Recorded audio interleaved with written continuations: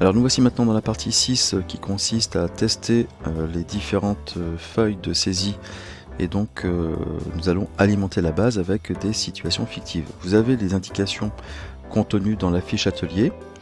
Ce que nous allons faire ici pour gagner un peu de temps, ce sera de saisir quelques évaluations et réaliser un positionnement pour chacun des élèves au niveau final, parce que nous en aurons besoin au niveau de la feuille radar qui sera traitée dans la partie numéro 7.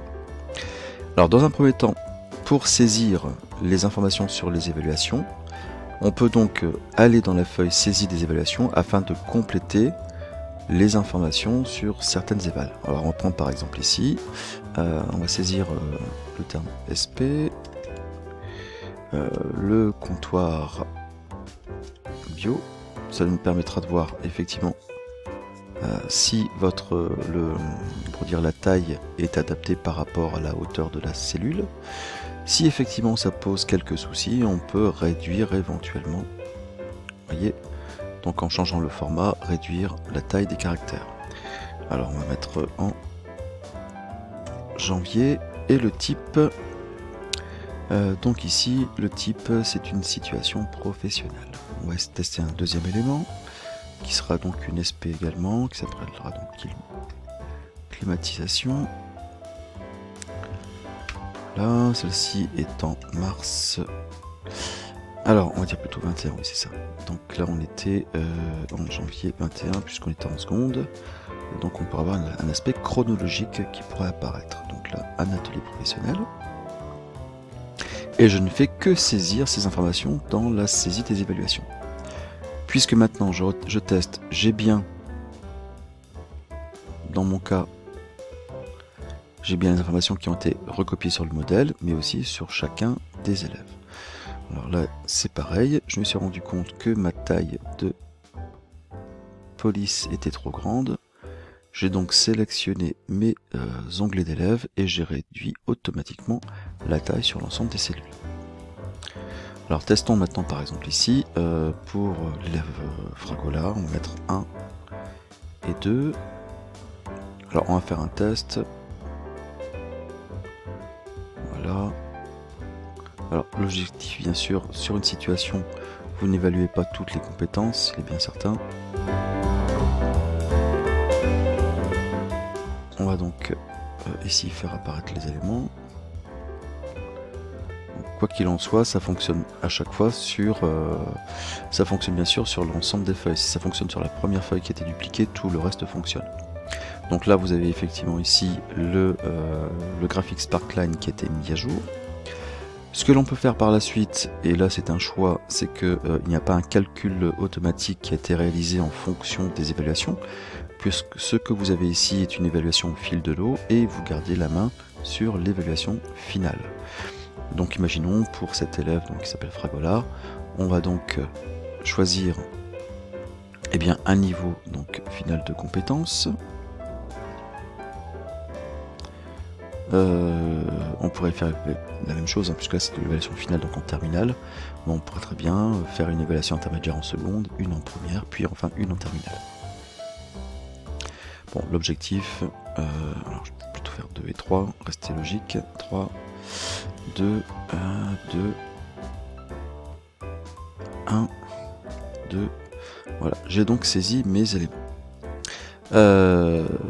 Donc en l'occurrence ici, j'ai donc pour chacune de mes feuilles, donc une saisie d'évaluation, j'ai donc un profil au fil de l'eau qui s'est déterminé, et j'ai donc saisi une évaluation finale pour logiquement chacun de mes élèves.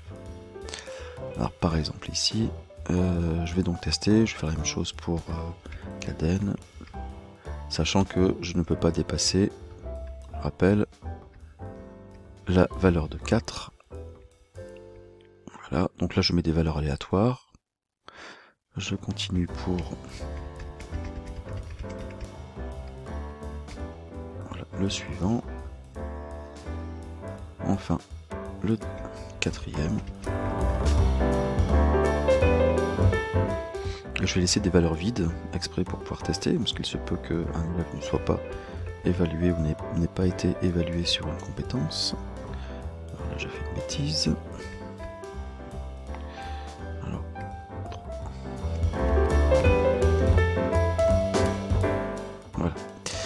donc là j'ai saisi des évaluations pour l'ensemble de mes élèves. Maintenant, ce que je peux faire, c'est effectivement proposer un export de l'ensemble de mes feuilles au format PDF. Je vais d'abord faire un test de mise en page de mes documents pour voir comment mon document se comporte. Alors je me rends compte ici là que je suis sur un élève, donc un seul élève sélectionné, et j'ai 8 pages avec énormément d'informations qui sont réparties sur les différentes feuilles. Alors ce que je peux faire, puisqu'ici ce qui m'intéresse c'est effectivement de faire apparaître cette feuille, je peux choisir un format où je vais ajuster la feuille à une page. Je me rends compte ici que c'est un peu petit. Je peux changer l'orientation en format paysage. Je vois que j'ai bien donc ici l'évaluation de l'élève et je suis bien sur une seule page. Je reviens donc sur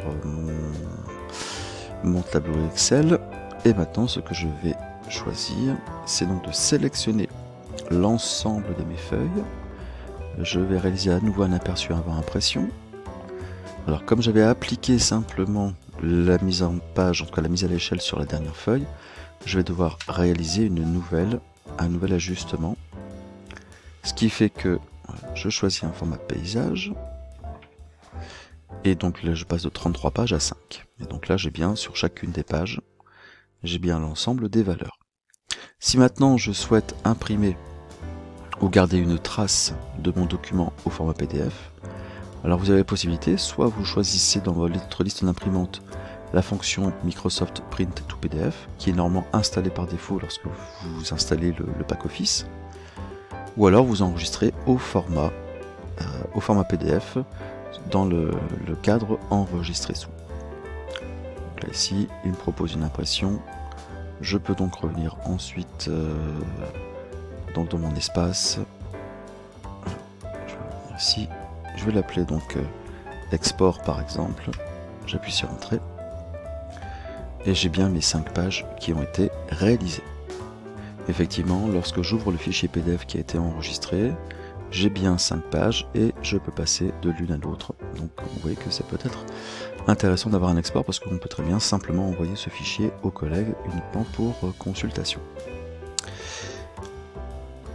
Cette partie est maintenant terminée, donc il nous restera maintenant à traiter la mise en forme de la feuille radar afin d'obtenir les profils de manière automatique au sein de la feuille pour chacun des élèves.